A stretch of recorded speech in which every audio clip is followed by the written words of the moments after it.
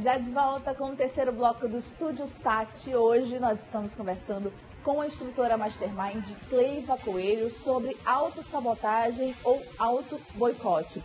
A Cleiva falou bastante a respeito disso no bloco anterior, e esse assunto é um assunto que instiga, que chama a atenção realmente, porque eu percebo, Cleiva, que a pessoa que se sabota é aquela pessoa que já sofreu muito na vida, pode ser uma pessoa assim, você me corrija, que já sofreu, mas já se levantou bastante. Isso seria até bom se não lhe trouxesse, se não lhe causasse tanta dor, né, Cleiva? Olha, Paula, muito pertinente esse assunto, a maneira como você abordou agora. Isso me dá a oportunidade de dizer que todos os seres humanos que a gente conhece como triunfadores ou pessoas que hoje são considerados núcleo de referência ou pontos de atratores, são pessoas que tiveram uma linha da vida extremamente transformadora.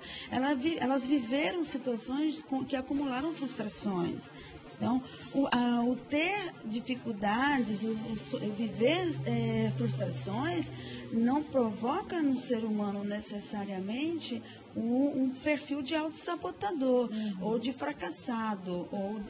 O que diferencia é só se ele é desistente de si mesmo. Quando ele desiste de si e começa a entregar a vida dele para a definição dos seus propósitos na mão de outra pessoa. Tá? Os fracassados, literalmente, como a gente conhece, que não existem, porque todos nós acumulamos fracassos, eles são, na verdade, desistentes, esses que a gente acabou de falar. Tá? O autossabotador, ele muitas vezes ele continua a sua própria jornada. Ele nem sempre desiste. Ele às vezes continua. Ele cai e tenta. Ele cai e tenta, ele cai e tenta, ele continua, ele se apoia em alguém, ele vai, ele tenta de novo no mesmo emprego, ele tenta de novo novos relacionamentos. Tá? Isso não é um diferencial de comportamento. O diferencial de comportamento é rever onde foi que errou. Tá? É a oportunidade que ele tem de fazer assim. É quando o telespectador deve estar me perguntando assim, sim, mas então o que é que eu posso fazer para deixar de ser um autossabotador? Simples, observar primeiro, faça um número, uma listagem de tudo aquilo que você considera que satisfaz a tua autoestima. Tá? Vai lá, relacione quais são os pontos fortes teus que você gosta e você admira, que você se entende como alguém que vale a pena ser respeitado, que as pessoas que você merece credibilidade por esses pontos que são agradáveis, que são interessantes, que não precisam ser fortes agora, mas vão tornar-se fortes. No outro lado, você pode enumerar lá suas crenças, aqueles comportamentos que você já observou que são repetitivos e que são, de alguma maneira, danosos a você, que prejudicam a tua satisfação no final de qualquer possibilidade de ação. Ou seja, você está numa relação e sempre que você age a favor da relação, às vezes até funciona para outra pessoa, mas você não sai feliz naquele momento, naquele posicionamento seu. Então, ali significa que você está provocando uma autossabotagem. Tá? Então, você tem que começar. Alguns momentos a gente precisa ceder, é claro que a gente precisa ceder. Assim se constrói relacionamentos, porque, afinal de contas, a gente pode fazer uma pergunta muito boa, muito interessante, que é o seguinte, né? O que é a vida? O que é que me satisfaz na minha vida? Tá? O que me conduz a uma vida satisfatória? Quando você fizer essa pergunta e você começar a responder, você vai perceber que é relacionamentos produtivos, satisfatórios. Nós somos relacionamentos.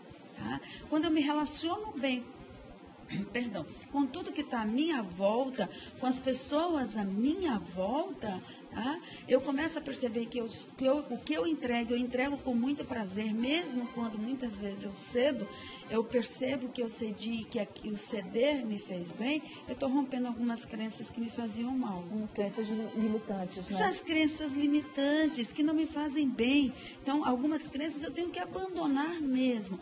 E quando eu abandono essas crenças que estavam me segurando, que me prendendo na minha teia, tá? E de autossabotagem, eu estou, de alguma maneira, satisfazendo a outra pessoa, investindo num outro relacionamento, mas de uma forma que está me fazendo bem. Entendi. Aí, se me faz bem, eu estou começando a romper essas crenças limitantes. Então, esse é um ponto de convergência extremamente necessário, tá? Para que eu tenha um processo de longa jornada que me conduza à satisfação, eu preciso, primeiramente, entender qual é o meu potencial de autoestima e quais são as minhas crenças que estão me limitando, que estão me impedindo, que estão me transformando, me envolvendo numa teia, numa verdadeira armadilha de mim mesmo. Nossa, você exemplificou muito bem, porque afinal de contas a gente pode falar, mas cair e levantar é bom e tudo. Eu sou uma pessoa muito resiliente, então eu consigo passar pelas dificuldades de cabeça erguida. Que bom, só que é fazer essa listinha mesmo de, por exemplo, eu estou batendo nessa tecla direto, não está dando certo. Bora fazer uma lista de onde eu estou errando, né, Cleiva? Que legal. A gente está recebendo algumas perguntas, tem uma aqui da Regina Montenegro, ela aqui mesmo de Manaus. Ela fala, a autossabotagem tem a ver com autoestima? Regina Montenegro, muito obrigada pela pergunta, Regina. Autoestima e autossabotagem. Acabei de falar que tem, né? De uma maneira diferente. A sua pergunta é muito pertinente porque dá para a gente aproveitar e aprofundar um pouquinho mais. O que é a minha autoestima? É a minha capacidade de criar expectativas pessoais para mim. Tá? Quando eu crio expectativas pessoais para mim, tá? Que não tem especificamente nada ligado com a expectativa do outro. Eu sou um ser individual, eu tenho direito a preferências minhas, pessoais, eu tenho gostos diferentes das outras pessoas, isso eu preciso respeitar. Quando eu respeito as minhas expectativas pessoais, tá? Eu estou criando em mim uma autoestima, tá? Balanceada, poderosa. E aí eu começo a me empoderar. Literalmente eu começo a me empoderar. Eu começo a criar a autoestima e eu começo a vencer os meus próprios obstáculos. E eu começo a criar oportunidades para mim. Essa é a maior dificuldade dentro da autoestima. Eu preciso criar oportunidades.